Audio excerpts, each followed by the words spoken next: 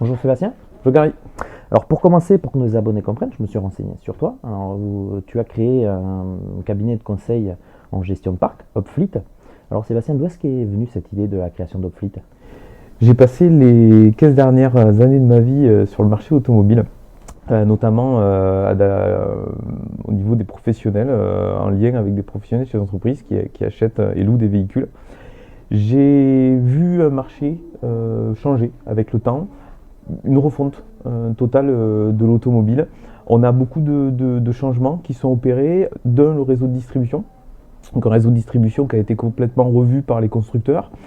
Il y a 10 ans, trouver une voiture, c'était simple pour un gestionnaire de parc. Beaucoup de véhicules étaient disponibles. Le diesel était en quasi-monopole. Il n'y avait pas trop de questions sur chaque renouvellement. Maintenant, on doit se poser beaucoup de questions parce qu'il y a beaucoup de solutions, il y a différentes énergies, différentes motorisations. Les constructeurs redoublent d'efforts pour créer de nouvelles possibilités. De l'autre côté, ils ont aussi réduit les stocks, donc moins de véhicules dispo, c'est plus difficile à trouver. Et finalement, j'ai été en face de gestionnaires de parc qui, sur les dernières années, passent beaucoup plus de temps et beaucoup plus d'énergie à gérer ce parc-là, qui n'était pas forcément au centre du sujet il y a encore quelques années. Mais là, on y est. Donc je me suis dit, il faut faire quelque chose pour accompagner le gestionnaire de parc ou le chef d'entreprise sur ce sujet. D'accord, je comprends. Gérer un parc aujourd'hui est de plus en plus compliqué, surtout avec tous les changements, notamment au niveau de la transition énergétique. On sait que l'Europe accélère cette transition. Comment Opfleet peut réagir par rapport à ça?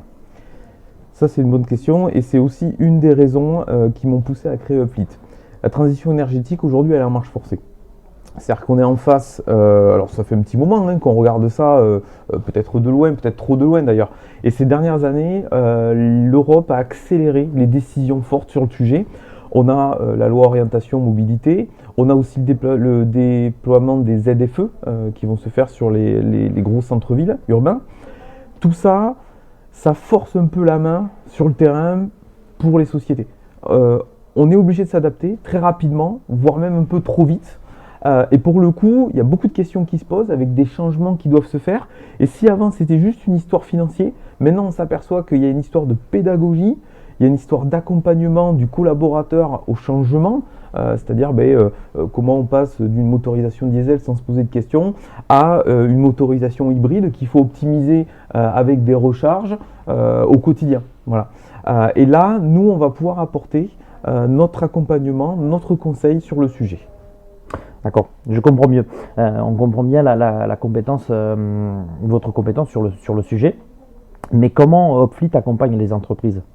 Alors, on est parti d'une base qui est 30 ans d'automobile pour le groupe Pujol, avec des humains derrière, des gens qui sont formés, des techniciens donc qui réparent, qui entretiennent. On va aussi avoir de la gestion financière avec des comptables, des gestionnaires de parc. On va aussi avoir des assistants dans la partie commerciale, administratif, qui sont spécialisés dans l'automobile. Donc on s'est dit, il faut utiliser toutes ces ressources qu'on a et la mettre à disposition du chef d'entreprise ou du gestionnaire de parc pour l'aider au quotidien. D'accord. Alors, mais aujourd'hui, il existe déjà des outils de gestion, notamment des plateformes connectées. Ouais. Alors effectivement, ça fait quelques années maintenant qu'on a des développeurs qui ont sorti beaucoup de plateformes avec des outils connectés. Alors nous-mêmes, on les utilise pour nos analyses.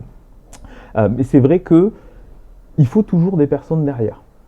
On peut mettre ça en place dans sa société, mais si on n'a personne derrière qui va collecter la donnée, l'analyser et la transformer surtout en besoin. Parce qu'en fait, aujourd'hui, ce qu'on a besoin, c'est ça, c'est de la décision. On a besoin de prendre des décisions qui sont justifiées par ces outils, mais il faut à un moment donné avoir une analyse sur le sujet.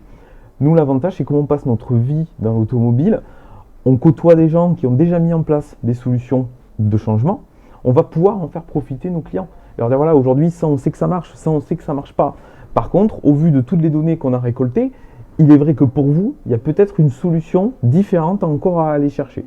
Et ça nous permet d'avoir une analyse précise et surtout personnalisée avec un accompagnement et un échange avec le chef d'entreprise.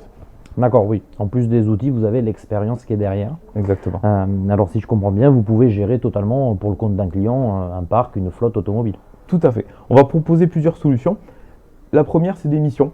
On peut à venir faire une mission de 6 mois, 1 an, pour pouvoir accompagner une action, un plan d'action. On parle beaucoup de plan d'action RSE, ça peut être un sujet qu'on peut traiter. Il y a aussi des plans de renouvellement, c'est-à-dire que aujourd'hui j'ai un parc qui est tant de pourcentage en diesel et j'ai envie de le transformer en tant de pourcentage en hybride ou en électrique pour me mettre aux normes ou par conviction personnelle de l'entreprise. Nous, on va pouvoir prendre le temps d'analyser de façon extérieure avec toutes nos compétences et nos connaissances pour pouvoir justifier des changements et remettre au chef d'entreprise des outils d'aide à la décision qui sont justifiés et qui lui correspondent à lui. Et ensuite, on peut aller plus loin, on peut carrément aller voir sur une gestion de flotte complète, où là, on a le chef d'entreprise qui peut externaliser ce service-là.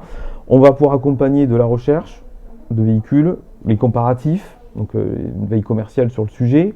On va pouvoir aller faire des benchmarks sur des solutions.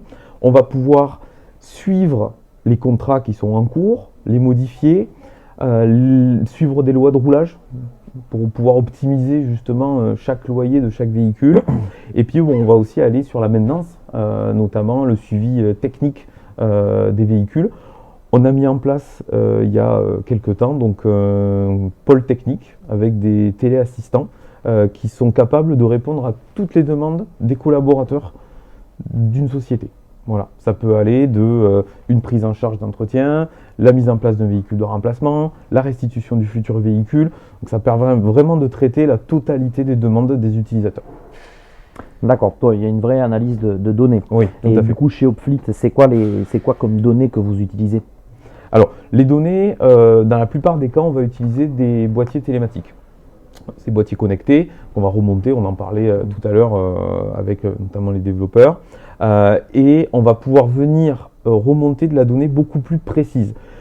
Moi, j'ai rencontré beaucoup de chefs d'entreprise qui me disent voilà, je connais l'année, je connais le kilométrage, je sais quel parcours à l'année, mais quand on va discuter de changements, notamment hybride, électrique ou autre, il va falloir se poser cette question de la journée, c'est-à-dire qu'est-ce qui est fait dans une journée, comment est utilisée la voiture. Et ces data qu'on récolte va nous permettre d'avoir une analyse très précise pour chaque utilisation. Et on va aller chercher une solution qui correspond à chaque utilisation. Voilà. J'ai compris. Alors, vous utilisez des boîtiers télématiques, oui. Mais est-ce qu'aujourd'hui, c'est pas compliqué au sein des sociétés, notamment pour la géolocalisation? Comment vous pouvez gérer cette partie avec Opfleet? Alors, la géolocalisation, on n'est pas obligé de l'utiliser. On peut le faire, d'accord, si le chef d'entreprise nous le demande. Par contre, nous, on va utiliser les données qui sont plutôt des données techniques du véhicule, qui sont des mix de roulage, donc les vitesses moyennes, qui va nous donner est-ce qu'il a parcouru plus en ville ou plus sur autoroute. On va avoir aussi la donnée de consommation qui va nous permettre de voir si le moteur correspond à exactement l'utilisation du collaborateur. On va avoir aussi les temps d'utilisation qui nous permettent par exemple de mutualiser des parcs, notamment sur des parcs en réservation, au lieu d'avoir des parcs qui sont affectés à des utilisateurs. Donc on va pousser effectivement plus loin, mais on n'a pas toujours besoin d'avoir cette géoloc. Voilà. D'accord. Alors c'est un outil de plus pour préciser les besoins, si je comprends bien. Du coup, sur votre site, j'ai lu un article qui parlait de la maintenance préventive. Est-ce que tu peux nous expliquer un petit peu plus ce que c'est? Ouais. Alors la maintenance préventive, on a envie d'apporter ce service-là parce qu'on a des ressources de techniciens et une vraie connaissance du marché automobile, notamment sur la réparation. Et on veut apporter ça en disant les boîtiers télématiques remontent des défauts. On peut avoir des voyants qui s'allument directement sur les plateformes. Ça permet derrière de travailler en direct et de ne pas laisser un voyant pendant une semaine ou deux sur le même véhicule, peut-être même aggraver la situation. Nous, on va la traiter directement. On va pouvoir l'analyser, c'est-à-dire que est-ce que ce défaut est un défaut qui sera dû à autre chose? Est-ce qu'il faut prévoir des interventions plus importantes sur ce véhicule? Dans quel délai? Et en fait, avec ça, on va pouvoir préconiser aux chefs d'entreprise ou aux gestionnaires de parc, dire attention sur ce véhicule-là, si on fait cette intervention, il faudra faire celle-ci, et puis ça va coûter beaucoup plus cher. Est-ce qu'aujourd'hui, on ne trouve pas une solution? On change d'utilisation, on change de véhicule. L'idée, l'objectif de la maintenance préventive, c'est de réduire le coût de maintenance de la flotte sur du long terme. Voilà, avoir une flotte propre, nette, et sans surcoût, c'est-à-dire cette grosse panne qui va venir faire un trou dans la trésorerie, quoi. D'accord. Bon, alors si je résume, Opfleet propose aux sociétés vraiment d'économiser de l'argent à long terme, de gagner du temps pour trouver tout type de solution sur la gestion du parc automobile. Voilà, donc même principe aujourd'hui qu'un cabinet finalement d'expertise comptable qui va vraiment chercher à optimiser les flux financiers. Nous, on va venir optimiser la maintenance, le coût de la maintenance. On va aussi proposer des services d'accompagnement qui vont permettre aux chefs d'entreprise de gagner du temps à la décision, mais aussi à la gestion. On travaille sur mesure, donc c'est vrai que chaque cas est différent. Et nous, on va s'adapter à chaque société avec ses propres contraintes, ses propres politiques de société et ses propres objectifs. D'accord, bon, je te remercie Sébastien. Merci à toi Gary. Bonne route à Opfleet. Merci beaucoup.